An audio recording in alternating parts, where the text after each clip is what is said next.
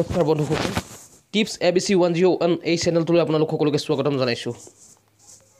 আমাৰ এই নতুন নতুন টিপছবোৰ পাবৰ বাবে আপোনালোকে আমাৰ চেনেলটো সাবস্ক্ৰাইব কৰি ৰাখিব বন্ধুসকল আজি মই আপোনালোকৰ লগত আলোচনা কৰিম দৌল উৎসৱ অৰ্থাৎ ফাকুৱা কেতিয়া পালন কৰা হ'ব আৰু ইয়াৰ বিষয়ে কিছু কথা গতিকে আহক বন্ধুসকল এই ভিডিওটো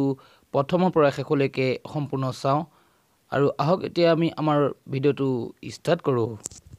বন্ধুসকল আপোনালোক সকলোৱে জানে এই হোলী বা ফাকুৱা হৈছে ৰং আৰু আনন্দৰ উৎসৱ এই উৎসৱটি ভাৰতবৰ্ষৰ বিভিন্ন ঠাইত বিভিন্ন নামেৰে পৰম্পৰাগতভাৱে পালন কৰি আহিছে বিশেষকৈ এই উৎসৱক বসন্ত উৎসৱ মদনু উৎসৱ ফাল্গুনী উৎসৱ ফাকুৱা হোলিকা দহন উৎসৱ দেউল উৎসৱ আদি নামে জনা যায় এই উৎসৱ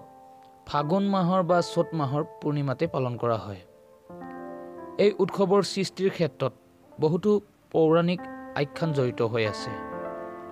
অসমত এই উৎসৱক দৌল উৎসৱ হিচাপে জনা যায় এই উৎসৱটি প্ৰভু শ্ৰীকৃষ্ণক উদ্দেশ্য কৰিয়ে উদযাপন কৰে